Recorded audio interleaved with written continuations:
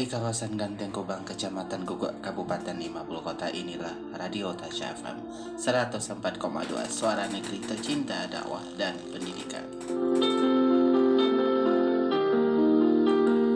Assalamualaikum warahmatullahi wabarakatuh. Selamat pagi sahabat Tasya, kaum muslimin dan muslimat di mana saja Anda berada. Alhamdulillah di hari Minggu ini di langkah 28 Maret 2021 atau 14 Sya'ban 1442 Hijriah, 15 hari menuju kita menyambut bulan suci Ramadan. Alhamdulillah kita kembali dipertemukan oleh Allah Subhanahu wa taala dalam ajang tausiah subuh Tasya FM. Insyaallah hingga jam 8 nanti kita akan menghadirkan tausiah yang insyaallah bermanfaat untuk kita semua. Dan nanti sahabat Tasya juga bisa bergabung untuk bertanya dengan ustaz kita seputar pengajian beliau di 082386447487 dan via SMS 082391853040. Selamat pagi juga buat pendengar kami di live streaming, Mama Nisma di Tangerang Selatan, Ibu Laida yang berada di Padang beserta sahabat kita yang lainnya. Kita sapa Ustadz kita yang tentunya tidak asing lagi di ruang dengan kita. Assalamualaikum Ustadz Uge. Waalaikumsalam warahmatullahi wabarakatuh. Sehat Ustadz? Alhamdulillah. Alhamdulillah, lama kita tidak bersua Ustadz ya. Iya. Oke, silakan disapa dulu sahabat Tasya Ustadz. Ya, assalamualaikum semuanya sahabat Tasya dimanapun Anda berada. Semoga pada pagi ini dalam keadaan sehat. Amin. Amin ya Allah. Apa tema kita pagi ini? Bahaya cemburu dalam Islam bagi suami istri. Bahaya cemburu Ustaz. Sangat bagus sekali judulnya Ustaz. Oke, langsung saja Ustaz. Oke. Assalamualaikum warahmatullahi wabarakatuh. Waalaikumsalam warahmatullahi wabarakatuh. Alhamdulillahi rabbil alamin. Wassalatu wassalamu ala asrafil anbiya'i wal mursalin wa ala alihi wa ashabihi ajma'in. Ashhadu an la ilaha illallah wa ashhadu anna Muhammadan abduhu wa rasuluh sallallahu alaihi wasallam la nabiyya ba'dah. Allahumma fasalli wa sallim wa barik ala Muhammad wa ala alihi wa ashabihi ajma'in.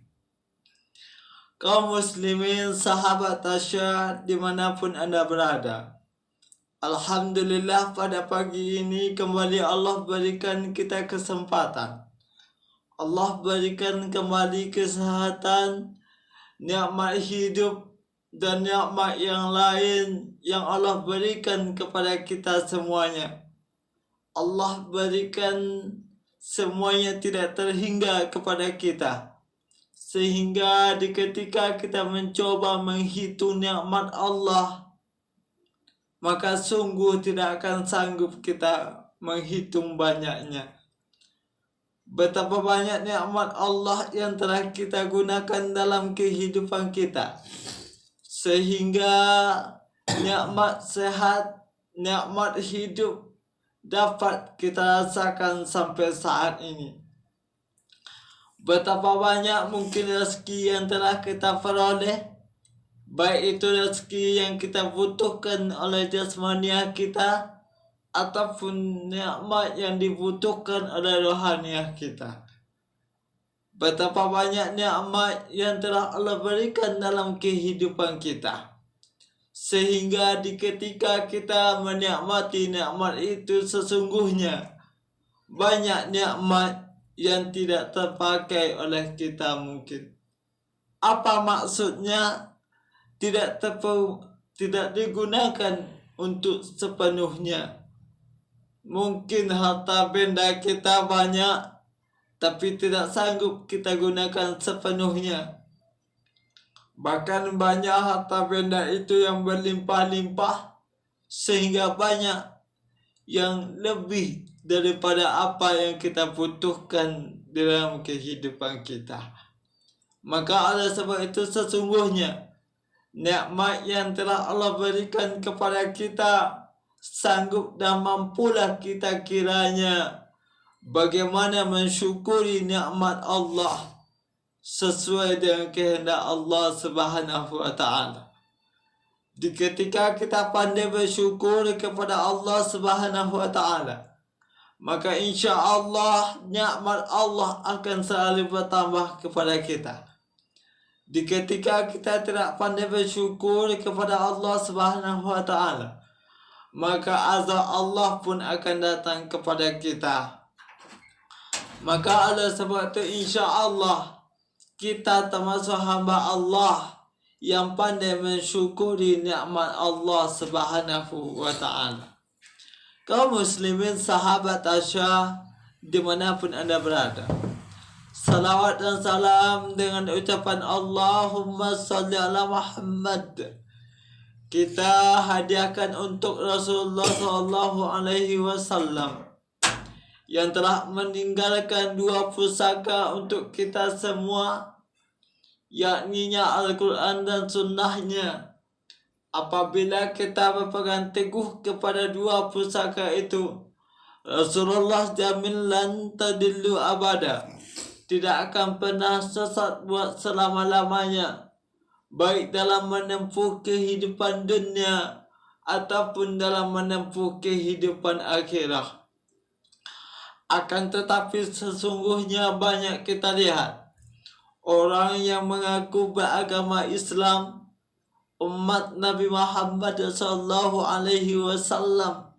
yang mengakui Allah Subhanahu wa taala sebagai Tuhannya, Al-Quran sebagai kitabnya, tapi banyak juga orang Muslim yang tidak mempedomani Al-Quran dan Sunnah Rasul. Apa maksudnya? Beliau mungkin tidak mau mengamalkan isi Al-Quran. Apa yang dikatakan Al-Quran mereka tidak ikuti. Apa yang dikatakan oleh Rasul mereka tidak turuti. Maka tersesatlah kehidupan mereka. Itulah sesungguhnya manusia apabila tidak pandai mempergunakan dua pusaka itu dalam kehidupan kita. Maka insya Allah ketika kita berpegang teguh kepada dua yang ditinggalkan Rasul, maka selamatlah hidup kita, selamatlah kehidupan dunia, dan selamat pula kehidupan akhirat. Kaum muslimin sahabat Asyah dimanapun anda berada, dalam kehidupan manusia sesungguhnya ada sesuatu yang mungkin terjadi dalam kehidupan pribadi masing-masing, baik itu dalam kehidupan bermasyarakat, ataupun dalam kehidupan bernegara, ataupun dalam kehidupan beragama, sampai dalam kehidupan berumah tangga sekalipun. Itu tidak terlepas daripada kita kehidupan manusia. Kaum muslimin sahabat Asyah dimanapun anda berada, maka ketika itu terjadi dalam kehidupan kita, hendaklah sesungguhnya bagaimana kita menyikapi persoalan yang terjadi dalam kehidupan kita. Sebab kenapa? Kita hidup di atas dunia tidak terlepas daripada yang namanya suatu masalah, suatu persoalan yang mesti kita alami dalam kehidupan. Semenjak Nabi Adam alaihi salam, walaupun Nabi Adam hidup di syurga dan diciptakan oleh Allah Subhanahu wa taala Siti Hawa sebagai pendampingnya, toh juga ada masalah. Di ketika Nabi Adam pun belum diciptakan pendamping oleh Allah Subhanahu wa taala, sebetulnya juga sudah ada masalah dalam kehidupan Nabi Adam. Apa itu masalah? Contohnya yaitu masalah suatu kesepian yang dialami oleh Nabi Adam di ketika berada di dalam surganya Allah. Maka Nabi Adam pun memohon kepada Allah agar diberikan teman hidup di surga.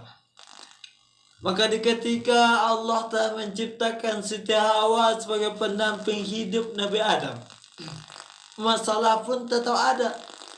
Apa masalahnya? Mereka dilarang oleh Allah Subhanahu wa taala mendekati yang namanya pohon kuldi dan jangan memakan buahnya. Itu adalah suatu masalah. Tapi di ketika syaitan merayu dan menggoda Nabi Adam pun tergoda untuk memakan buah kuldi. Itu suatu persoalan, suatu masalah yang telah terjadi pada diri Nabi Adam dan Siti Hawa di ketika mereka telah berada di surga. Maka sesungguhnya masalah itu sebetulnya telah ada pada awal kehidupan. Oleh sebab itu, kita manusia yang diciptakan oleh Allah Subhanahu wa taala berpasang-pasangan, ada wanita, ada laki-laki pun juga ada masalah. Dalam berumah tangga, suami istri pun penuh dengan masalah. Gak ada manusia yang tidak punya masalah dalam kehidupan. Oleh sebab itu sebetulnya ada problema yang mesti kita sikapi dengan dewasa dalam kehidupan kita. Kadang-kala suatu persoalan membuat kita dewasa di ketika kita pandai menyikapinya dengan baik. Akan tetapi ada pula persoalan yang membuat kita terjatuh kepada suatu lembah kesesatan apabila masalah itu tidak pandai kita selesaikan dengan baik. Nah, itulah persoalan dalam kehidupan. Tergantung manusianya bagaimana menyelesaikan persoalan yang terjadi dalam kehidupan mereka. Allah berikan nikmat yang berupa akal, bagaimana potensi akal itu digunakan untuk menyelesaikan segala masalah.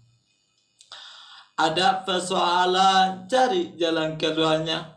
Ada masalah, fikirkan bagaimana menyelesaikannya. Sesungguhnya manusia seperti itu. Ada pula Allah ciptakan iman dan takwa pada hatinya. Bagaimana iman dan takwa ini mampu mengimbangi pemikiran akal manusia dengan hawa nafsu yang diberikan dan dititipkan kepada manusia. Itulah gunanya iman. Bagaimana untuk mengimbangi atau mengatasi persoalan nafsu di ketika akal nggak mampu menyelesaikan persoalan. Imanlah yang mampu memberikan suatu kekuatan untuk menyelesaikan persoalan nafsu. Makanya oleh sebab itu sesungguhnya di ketika nafsu itu telah berkembang atau telah merajai manusia, maka iman sangat penting peranannya di sana. Makanya salah satu perintah kepada orang yang beriman adalah melaksanakan ibadah puasa untuk mengendalikan dan mengekang nafsu yang ada pada manusia. Kaum muslimin sahabat Asyah dimanapun Anda berada, kembali kepada persoalan kehidupan berumah tangga. Tentulah mungkin ada sesuatu persoalan yang mungkin telah terjadi dalam kehidupan rumah tangga kita. Apa itu yang dinamakan dengan cemburu? Nah, ini. Persoalan cemburu mungkin telah ada pada sebelum kita ada. Rasa cemburu mungkin telah ada pada seseorang sebelum kita lahir ke atas dunia. Baik itu kepada pasangannya, ataupun kepada orang yang terdekat dengannya, ataupun kepada orang-orang yang telah memberikan kebaikan kepadanya. Kadang-kala rasa cemburu itu ada dan timbul di ketika seseorang telah merasakan yang namanya kasih sayang dan cinta. Inilah persoalan yang kita angkat pada saat ini. Yaitu tema yang kita angkat pada saat ini adalah bahaya cemburu dalam Islam bagi suami istri. Kaum muslimin, sahabat Aisyah, dimanapun Anda berada, rasa cemburu kerap hadir dalam perasaan diri kita, di mana rasa ini timbul karena rasa adanya yang tidak suka jika kita sayang lebih memilih orang lain dibandingkan kita. Apabila orang yang kita sayang lebih memilih orang lain daripada kita, apabila ini terjadi dalam kehidupan kita manusia, timbul yang namanya cemburu. Wajar saja seorang suami yang kita cintai mungkin lalu lebih menyayangi istri orang lain atau wanita lain, timbul rasa cemburu. Atau bagi suami yang mempunyai istri yang mencintai, menyayangi suami yang lain melebihi daripadanya, kadangkala timbul rasa cemburu. Kadangkala fikiran yang tidak baik menimbulkan suatu kecemburuan. Kadangkala prasangka buruk mungkin timbul juga rasa cemburu. Itu telah terjadi dalam kehidupan suami istri atau berumah tangga sebetulnya. Kadangkala suatu persoalan yang tidak kita anggap itu suatu hal yang membuat suatu kesalahan pasangan kita, tapi karena rasa cemburu kita yang berlebihan, maka ada saja timbul problema, persoalan dalam kehidupan rumah tangga. Dalam bahtera rumah tangga, rasa cemburu terhadap pasangan merupakan fitrah manusia yang bisa datang kapanpun, di mana saja dan kapan saja kita berada. Kapan saja dan di mana saja kita berada, kadang-kadang cemburu itu bisa saja timbul dalam kehidupan berumah tangga. Ini kenapa? Karena kadang-kala rasa cinta mengalahkan suatu akal pikiran yang waras. Kadang-kala sedikit saja pasangan bersama orang lain cemburu. Kadang-kala sedikit saja pasangan kita naik motor bersama orang lain cemburu. Wajar saja sebetulnya. Akan tetapi harus kita ingat bahwasanya bisa jadi pasangan kita tidak memiliki rasa kasih sayang yang begitu besar terhadap kita. Itu bisa jadi. Kesalahan itu mungkin kadang-kadang terjadi pada kita. Kenapa pasangan hidup kita, istri kita tidak begitu sayang kepada kita, atau suami kita tidak begitu cinta kepada kita? Bisa jadi cemburu itu nggak ada dalam kehidupan berumah tangga. Kasih sayang kalau sudah berkurang, cinta kalau sudah berkurang dalam kehidupan berumah tangga, maka cemburu itu bisa jadi hilang atau berkurang. Itu sebetulnya kasih sayang dan cinta itu penting dalam kehidupan berumah tangga. Sebab kenapa? Wa min ayatihi an khalaqalakum min anfusikum azwaja litaskunu ilaiha wa ja'ala bainakum mawaddah wa rahmah. Ini pesan Allah. Dan di antara kebesaran Allah itu, kata Allah, tanda-tanda kebesaran Allah itu diciptakannya manusia itu berpasang-pasangan dari jenismu sendiri, kata Allah. Apa gunanya? Allah jadikan cinta dan kasih sayang. Wa ja'ala bainakum mawaddah wa rahmah. Allah ciptakan cinta dan kasih sayang. Allah jadikan litaskunu ilaiha, agar kita merasakan suatu ketenangan di dalam kehidupan berumah tangga tadi. Inilah gunanya, tujuannya Allah menciptakan pasangan dalam kehidupan kita. Dalam kehidupan Rasulullah pun, Rasul pun punya sifat yang namanya cemburu.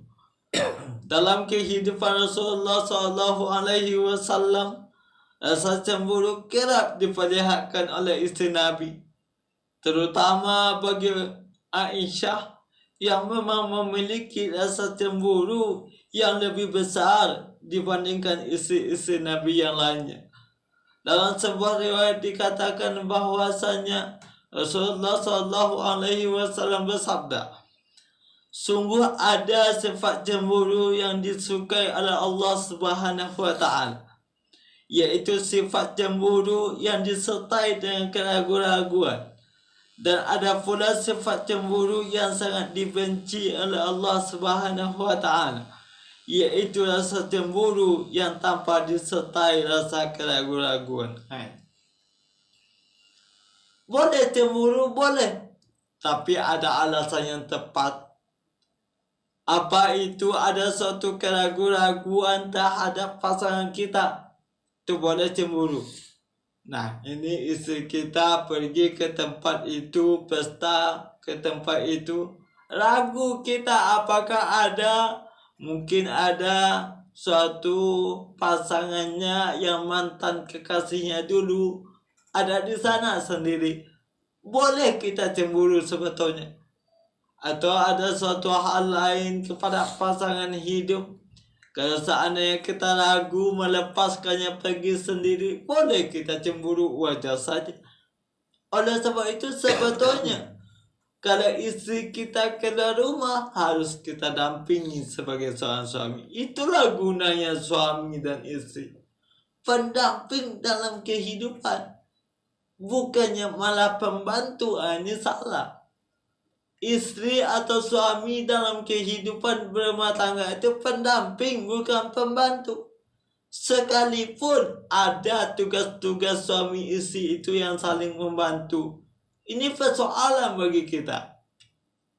Kadang-kala suami ada pekerjaannya yang mesti dibantu oleh istri, yang mesti disupport oleh istri.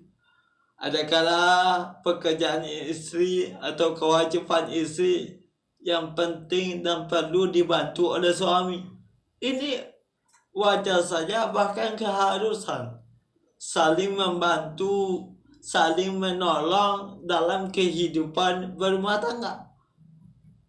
Bahkan itu diperintahkan oleh agama untuk saling melengkapi, untuk saling bahu-membahu antara suami dengan istri, saling mengisi satu sama lain. Itu memang tugas suami dan istri. Akan tetapi jangan jadikan pasangan hidup kita sebagai pembantu dalam kehidupan berumah tangga. Ini yang tidak boleh. Kaum muslimin sahabat Asya, dimanapun Anda berada, cemburu sebenarnya di dalam agama Islam diperbolehkan, asalkan jika cemburu itu yang timbul tidak memiliki sifat yang berlebihan hingga menyebabkan sesuatu sifat yang menyebabkan suatu pertengkaran. Ini yang tidak boleh. Sebetulnya agama memperbolehkan adanya sifat rasa cemburu. Bahkan diharuskan ada suatu sifat cemburu yang diketika pada tempatnya, asalkan cemburu itu yang tidak berlebihan. Allah tidak suka dengan yang berlebihan. Apapun itu persoalannya, Allah tidak suka dengan yang namanya berlebihan. Innallaha la yuhibbul musrifin. Allah itu tidak suka dengan yang berlebih-lebihan. Kalau mencintai, enggak boleh berlebihan. Kalau menyayangi, enggak boleh berlebihan. Kalau cemburu pun enggak boleh berlebihan. Sebab kenapa? Allah juga katakan dalam ayatnya, cintailah sesuatu itu sekedarnya saja. Boleh jadi sesuatu yang engkau cintai nanti menjadi sesuatu yang engkau benci. Dan benci pula sesuatu itu sekedarnya saja.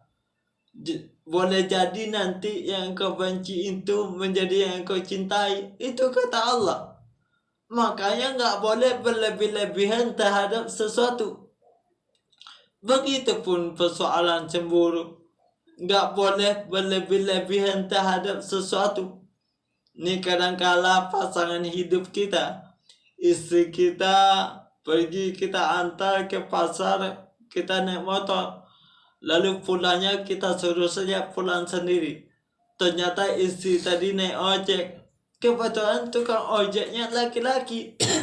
Ya iyalah, istri kita berdua-duaan naik motor. Itu wajar saja karena dia naik ojek pula. Jangan kita cemburu sebagai suami. Letakkanlah cemburu itu pada tempat yang tepat di ketika kita memiliki rasa cemburu dalam kehidupan berumah tangga. Kaum muslimin, sahabat Asya, dimanapun Anda berada. Istri-istri Nabi lainnya, hal tersebut tidak dilarang, justru menjadi tolak ukur dalam suatu cinta. Kepada istri-istri Nabi pun tidak ada larangan suatu sifat cemburu. Bahkan bisa jadi sebetulnya ketika kita meletakkan cemburu itu tepat pada tempatnya, bisa jadi cemburu itu bisa jadi kita jadikan suatu tolak ukur sedalam mana cinta kita kepada pasangan kita. Suami kalau tidak cemburu itu namanya dayus. Kalau dayus itu nggak ada lagi rasa cemburu kepada pasangan hidupnya. Itu makanya dayus itu sebetulnya nggak boleh dalam kehidupan berumah tangga. Coba kadang-kadang cemburu itu menentukan nilai seberapa tinggi kasih sayangnya kepada pasangan hidupnya. Kadang-kadang bisa jadi semakin cemburu pasangannya kepadanya, itu berarti semakin cinta dan sayang kepada pasangan. Akan tetapi cemburu yang bagaimana? Cemburu yang tepat pada tempatnya. Kaum muslimin, sahabat Asya, dimanapun Anda berada. Jadi kadang-kadang di ketika rasa cemburu itu tidak kita tempatkan pada tempat yang tepat, ada suatu hal yang bisa menyebabkan kita menjadi hal yang negatif terjadi dalam kehidupan kita. Makanya ada bahaya cemburu dalam pandangan agama Islam terhadap suami istri di ketika cemburu itu tidak tepat kita lakukan. Yang pertama, apa bahayanya? Rasa percaya akan berkurang. Ini bahaya pertama. Apabila cemburu yang kita lakukan kepada pasangan hidup kita terlalu berlebihan, maka rasa percaya kita kepada pasangan hidup kita akan berkurang. Ini jelas belum tentu. Nih, kalau seseorang suaminya pergi bekerja, mencari nafkah, bekerja untuk memenuhi kebutuhan hidupnya, istrinya nggak percaya. Ada rasa cemburu yang berlebihan, ditakutkan misalnya suaminya bekerja di kantor, nanti ditakutkan akan dekat dengan sekretarisnya mungkin, ataupun teman-teman perempuan sepekerjaannya, sekoleganya. Ini menimbulkan rasa cemburu nanti. Kalau seandainya berlebihan cemburu itu, maka berbahaya dalam kehidupan berumah tangga. Rasa percaya kita kepada pasangan hidup kita tentulah akan berkurang, bahkan bisa habis nanti. Makanya rasa percaya dalam kehidupan berumah tangga itu penting sebetulnya. Rasa saling percaya, saling setia dalam kehidupan berumah tangga, inilah modal keutuhan rumah tangga. Bukan berarti cemburu itu nggak diperbolehkan, boleh bahkan diharuskan. Akan tetapi kalau berlebihan, maka rasa percaya kita kepada pasangan kita akan berkurang. Saat rasa cemburu mulai menyapa pada diri kita, tentu kepercayaan yang semula yang kita berikan, yang kita tanamkan kepada pasangan kita akan berkurang. So, kenapa cemburu kita berlebihan? Hal inilah yang menakutkan dalam kehidupan berumah tangga. Ini bisa berbuntut atau berujung kepada perceraian. Yang kadang-kadang persoalan kecil bisa menimbulkan suatu perceraian. Kenapa nggak pandai menyikapi dengan dewasa? Itulah gunanya berumah tangga, membuat pikiran kita dewasa menyelesaikan suatu persoalan. Nah, kaum muslimin sahabat Asya dimanapun Anda berada. Itulah bahaya pertama daripada rasa cemburu yang berlebihan. Rasa percaya kita akan berkurang kepada orang atau pasangan hidup kita. Kaum muslimin sahabat Asya dimanapun Anda berada. Yang kedua bahaya yaitu ragu terhadap pasangan. Kalau sudah berkurang kepada kepercayaan kepada pasangan hidup kita, tentu rasa ragu akan tumbuh terhadap pasangan. Ragu. Pergi pasangan kita, kedua kita ada suatu keraguan. Nanti jangan-jangan gini, jangan-jangan gitu. Cemburu bisa timbul karena ada dugaan yang gak jelas terhadap pasangan ini. Ada suatu dugaan, suatu perkiraan yang gak betul, yang gak tepat, yang gak bisa dibuktikan kenyataannya. Ini adalah suatu hal yang tidak baik, bahkan menimbulkan suatu keretakan dalam rumah tangga. Ragu terhadap pasangan menimbulkan suatu ketidakbaikan. Nabi SAW pernah bersabda, ada jenis cemburu yang disukai oleh Allah Subhanahu wa Ta'ala, dan ada pula cemburu yang dibenci oleh Allah Subhanahu wa Ta'ala, yaitu cemburu yang didasari atas tuduhan atau sangkaan. Sedangkan cemburu yang dibenci oleh Allah Subhanahu wa Ta'ala, cemburu yang tidak dilandasi dengan keraguan. Ini sunnah al-baik. Ini penting kita tanamkan dalam kehidupan. Kadang-kadang ada suatu cemburu itu yang tidak disukai oleh Allah Subhanahu wa Ta'ala, yaitu cemburu yang didasari atas tuduhan. Ini nggak boleh ini. Ini jatuhnya nanti bisa jadi kepada fitnah. Cemburu atas tuduhan sesuatu yang tidak benar menyebabkan suatu fitnah. Fitnah apabila telah terjadi dalam kehidupan manusia. Rasa fitnah apabila telah tumbuh pada diri manusia, maka akan menimbulkan suatu persoalan yang tidak diinginkan dalam kehidupan, apalagi dalam kehidupan berumah tangga. Kaum muslimin sahabat Tasya dimanapun Anda berada. Yang selanjutnya, bahwasanya bahaya cemburu yang berlebihan dalam kehidupan berumah tangga itu pada suami istri itu adalah menimbulkan suatu persepsi yang buruk. Ini jelas.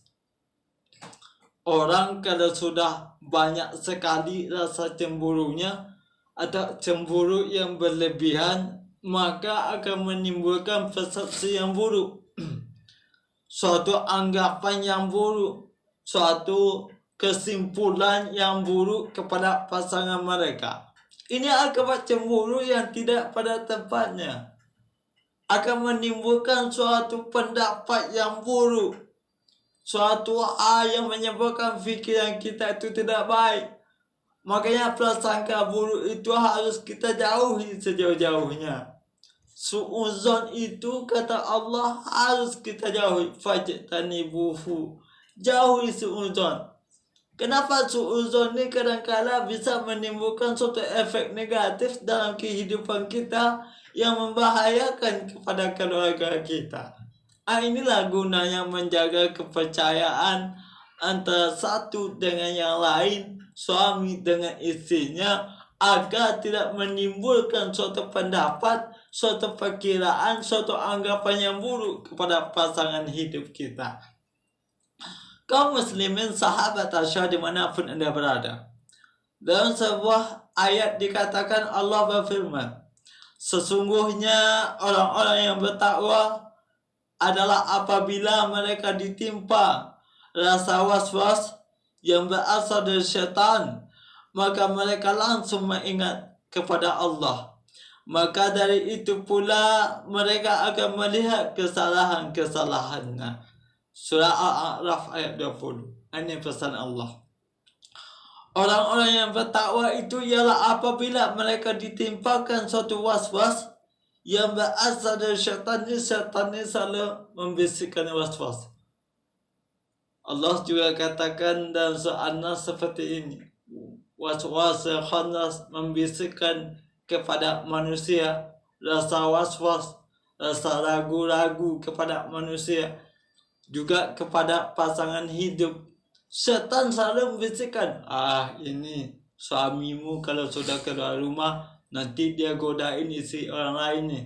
Dia selalu dibisikkan setan kepada manusia, menimbulkan suatu keraguan, suatu was-was terjadi pada kehidupan kita. Ini kalau sudah timbul dalam kehidupan rasa was-was, maka akan menimbulkan suatu efek yang negatif dalam kehidupan rumah tangga. Kaum muslimin sahabat Tasya dimanapun anda berada. Jadi kata Allah, maka mereka langsung mengingat kepadaku. Orang yang beriman itu apabila dibisikkan was-was kepada hatinya oleh setan, mereka ingat kepada Allah. Inilah orang yang beriman dan bertakwa kepada Allah. Jadi kalau kita ingin menjadi istri yang beriman dan bertakwa kepada Allah, apabila ada bisikan was-was dari setan kepada kita, ingat Allah cepat. Kembalikan ingatan kita kepada Allah. Kalau seorang suami dibisikkan was-was oleh setan, cepat kembali kepada Allah Subhanahu wa Ta'ala. Jangan mau tertipu oleh tipu daya setan yang kerjanya memang seperti itu. Mengumpulkan kita manusia menjadi teman untuk masuk ke dalam neraka. Nanti di neraka kita tidak bisa menyalahkan setan.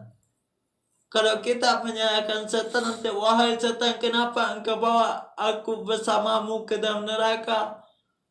Kan dulu engkau yang mau aku goda, aku rayu. Itu perkataan setan kepada kita nanti. Gimana kita mau menyalahkan setan? Nggak bisa. Justru itulah sebetulnya kita manusia. Jangan mau hati kita dibisiki oleh bisikan setan. Was-was itulah yang mesti kita jauhi dalam kehidupan kita.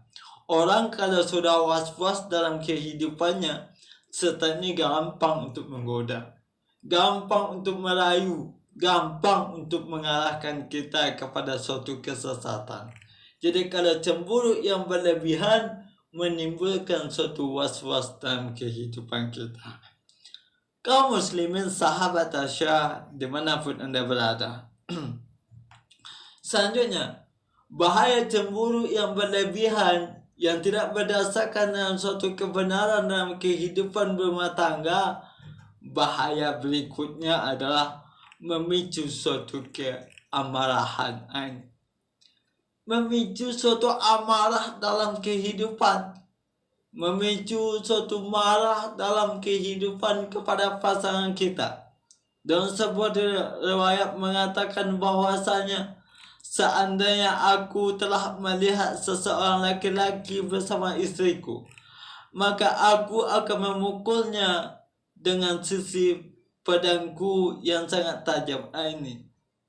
Dan saat mendengar perkataan tersebut, Rasul bersabda, tidak herankah kalian terhadap kecemburuan syaat? Jika aku berada di posisinya, maka aku akan lebih cemburu daripadanya, dan Allah akan lebih cemburu lagi dari apa yang ada pada diriku. Al-Bukhari. Kaum muslimin sahabat Tasya dimanapun anda berada. Jadi kadang-kadang cemburu itu dapat menimbulkan suatu kemarahan. Kalau cemburu tidak tepat, cemburu tidak ada dasarnya, cemburu tidak ada buktinya, menimbulkan suatu kemarahan, yang kemarahan itu menimbulkan suatu pertengkaran, yang bisa jadi menimbulkan suatu pertumpahan darah, yang menyebabkan suatu pembunuhan atau kematian. Itulah akibat negatif dari cemburu yang tidak yang tidak pada tempatnya.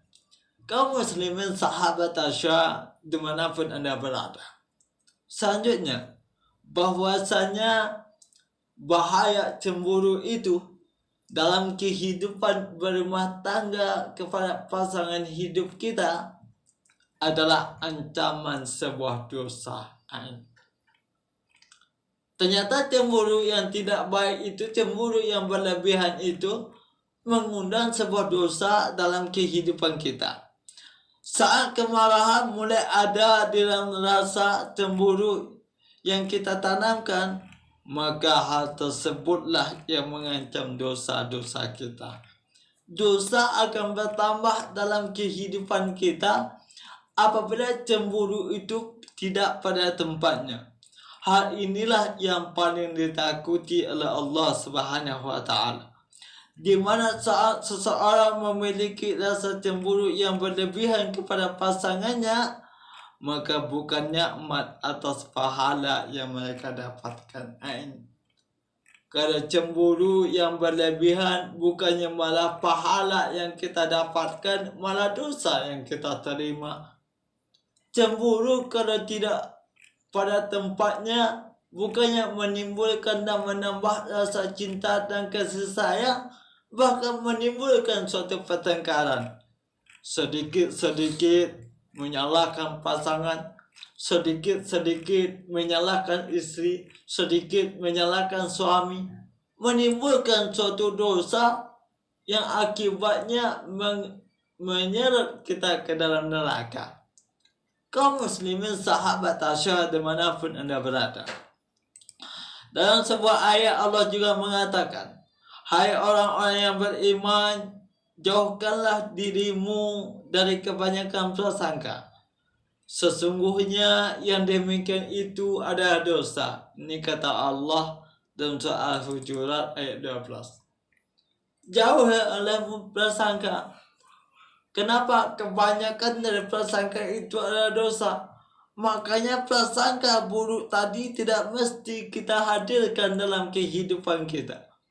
Yang pertama, prasangka itu akan membuat kita cemburu. Yang kedua, prasangka itu akan menimbulkan suatu dosa. Makanya prasangka itu mesti kita buang jauh-jauh. Jangan sampai prasangka buruk itu selalu menyelimuti kita kepada pasangan kita. Ini berbahaya dalam kehidupan dan membina rumah tangga. Bukankah rumah tangga itu harus didasarkan dengan saling percaya, saling amanah, saling jujur, saling melengkapi satu sama lain? Inilah gunanya berumah tangga dalam kehidupan kita. Kaum muslimin sahabat Tasya dimanapun Anda berada. Selanjutnya, akibat daripada cemburu yang berlebihan atau bahaya cemburu yang berlebihan terhadap suami dan istri itu adalah buruk sangka terhadap pasangannya. Orang kalau sudah cemburu yang tidak pada tempatnya akan timbul buruk sangka terhadap pasangannya. Ini jelas saja menimbulkan suatu hal yang tidak baik yang disangkakan kepada pasangannya. Menuduh suaminya yang bukan-bukan, menuduh istrinya yang bukan-bukan, yang belum tentu dia melakukan apa yang kita tuduhkan. Inilah menimbulkan suatu perpecahan dan keretakan dalam hubungan kita. Maka buruk sangka terhadap pasangan tidak hanya memicu suatu pertikaian di antara keduanya, melainkan juga menimbulkan rasa kurang baik di dalam hati suami dan istrinya. Kaum muslimin sahabat Tasya dimanapun Anda berada. Dalam sebuah ayat Allah juga katakan, dan janganlah engkau iri hati terhadap apa yang telah aku karuniakan terhadap sebagian dari kamu. Karena bagi laki-laki ada bagiannya dari apa yang mereka usahakan. Dan mohonlah kepada Allah atas sebagian dari karunia Allah. Sesungguhnya Allah Maha mengetahui atas segalanya. An-Nisa ayat 32. Kaum muslimin sahabat Tasya dimanapun Anda berada. Selanjutnya, bahaya cemburu itu yang berlebihan itu adalah adanya tercipta luka di dalam hati manusia. Ini jelas. Kalau cemburu telah kita pelihara dalam kehidupan, akan menimbulkan suatu kesedihan, kepedihan, luka dalam hati manusia. Kadang-kala kita nggak tahu, ternyata pasangan kita ada hubungannya berbicara berdua masalah pekerjaan. Akan tetapi karena kita cemburu, timbul rasa luka dalam hati. Hati kita sedih, patah hati, putus cinta dan sebagainya. Ini menimbulkan suatu luka dalam hati kita. Kenapa? Karena cemburu yang berlebihan. Kaum muslimin sahabat tasyah dimanapun Anda berada. Untuk itulah sebetulnya Islam melarang kita cemburu. Kalau seandainya cemburu itu yang berlebihan terhadap pasangan kita. Selanjutnya, bahaya cemburu itu ada menimbulkan suatu persoalan yang baru.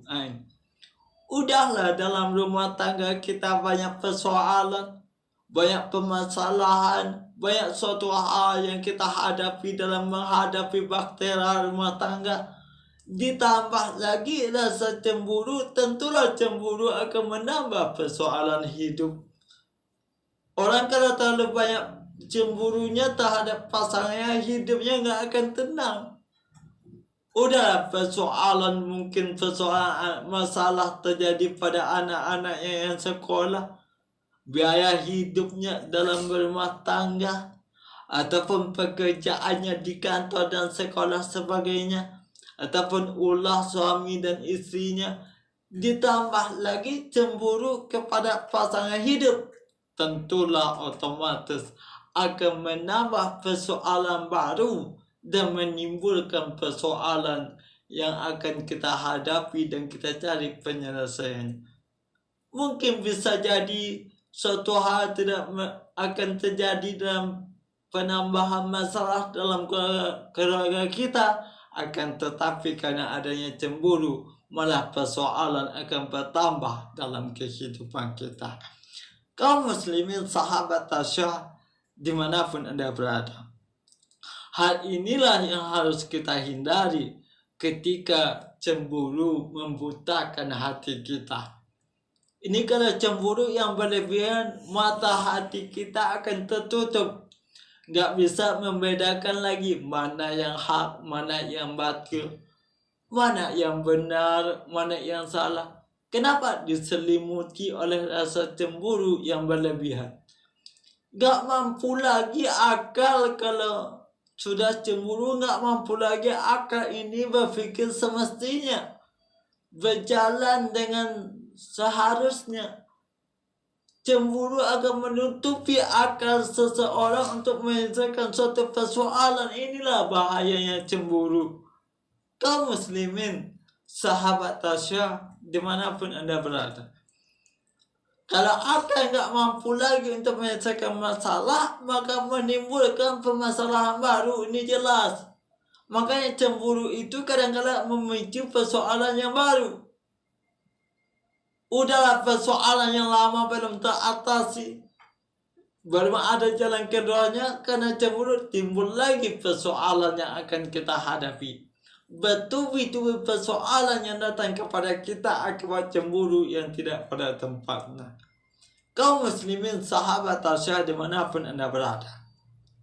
Selanjutnya, bahaya cemburu dalam kehidupan berumah tangga terhadap suami dan istri atau pasangan hidupnya itu adalah komunikasi tentu semakin buruk. Ini yang kita khawatirkan. Komunikasi atau informasi semakin buruk kepada pasangan hidupnya. Kadang-kadang nggak mau lagi telepon-teleponan, nggak mau lagi SMS-an, nggak mau lagi WA-an. Ini akibatnya, ini akibat apa? Akibat daripada cemburu yang berlebihan. Bosan orang jadinya. Ini sedikit-sedikit di mana, sedikit-sedikit lagi ngapain, pertanyaannya seperti itu bertubi-tubi.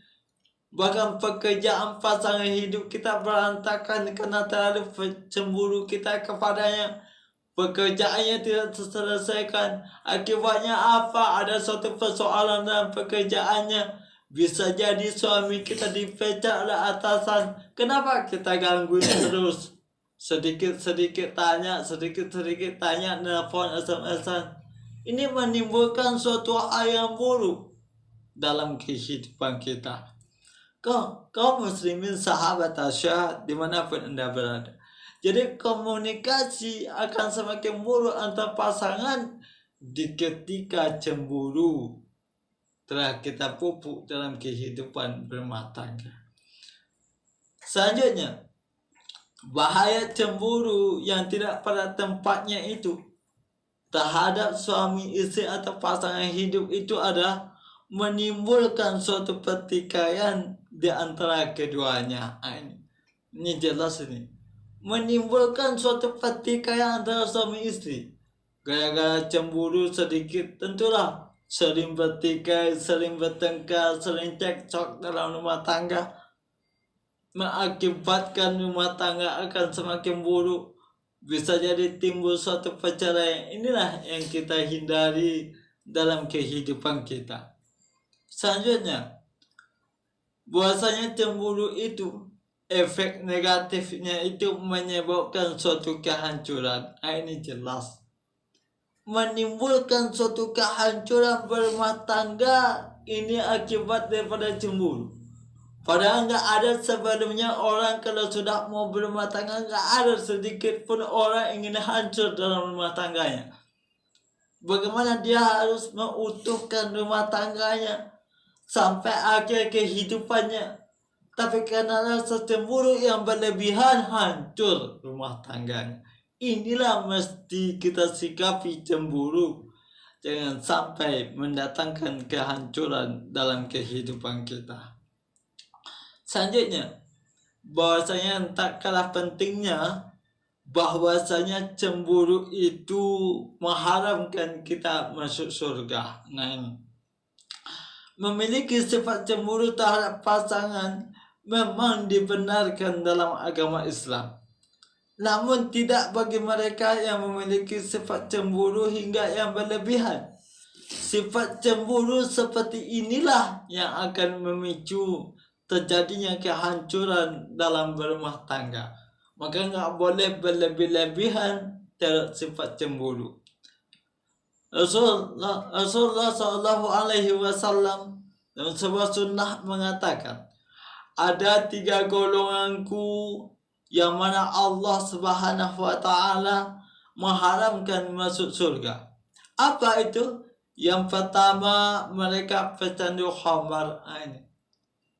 Pecandu khamar, minuman keras itu haram masuk neraka, masuk surga.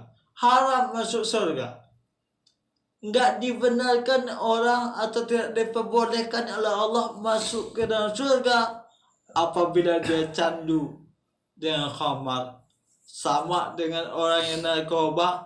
Kalau pecandu narkoba, apapun bentuk narkobanya, baik itu morfin, ganja dan sebagainya, kalau sudah candu dengan itu, maka Allah haramkan dia masuk ke dalam surga. Hati-hati ini. Orang kalau sudah minum khamar, pecandu narkoba, haram masuk surga. Makanya sebetulnya narkoba itu diharamkan dalam agama Islam. Yang kedua, mereka yang durhaka kepada kedua orang tuanya. Anak yang durhaka kepada ibu bapa yang haram masuk surga. Enggak diperbolehkan, tidak diperkenankan Allah untuk masuk surga. Inilah bahayanya anak yang durhaka kepada kedua orang tuanya, haram masuk surga. Selanjutnya, yang diharamkan Allah masuk ke dalam surga itu adalah mereka yang membiarkan kefasikan dan kekafiran di dalam rumah tangganya, termasuk yang tadi. Kaum muslimin sahabat Asyad dimanapun anda berada. Selanjutnya yang tak kalah pentingnya, Bahaya daripada cemburu yang berlebihan itu adalah adanya pihak yang tersakiti. Ini jelas. Kalau suami selalu cemburu kepada istrinya, tentulah istrinya terlalu tersakiti. Sebaliknya, apabila istri selalu cemburu yang berlebihan kepada suaminya, tentu suaminya tersakiti. Untuk menghindari inilah agama Islam melarang yang namanya cemburu yang berlebihan dalam kehidupan berumah tangga. Bukan hanya dari kedua belah pihak yang merasa tersakiti, melainkan akan ada pihak lain yang akan tersakiti dari rasa cemburu yang kita adakan dalam kehidupan kita. Bukan suami istri saja, bisa jadi pihak ketiga, orang yang kita anggap memberikan suatu hal buruk terhadap hubungan suami istri kita, mungkin dia juga tersakiti pihak ketiga. Mungkin dia tidak berbuat apa-apa kepada pasangan kita, tapi karena kita cemburu yang berlebihan, mungkin juga pihak ketiga akan tersakiti oleh kita. Oleh sebab itulah sebetulnya rasa cemburu itu tidak diperbolehkan dalam agama kalau seandainya cemburu itu tidak pada tempatnya. Mudah-mudahan apa yang kita sampaikan pada pengajian hari ini memberikan suatu hal yang memberikan motivasi atau kebaikan dalam kehidupan, apalagi kehidupan berumah tangga yang seharusnya penuh dengan cinta, kasih, dan sayang. Akan tetapi kalau cemburu yang tidak pada tempatnya menimbulkan suatu perceraian. Mudah-mudahan bermanfaat. Fa'tabiru ya ulil absar la'allakum tuflihun. Alhamdulillahirrahmanirrahim. Terima kasih banyak kita ucapkan kepada Ustadz Uge yang telah memberikan tausiah subuh mengenai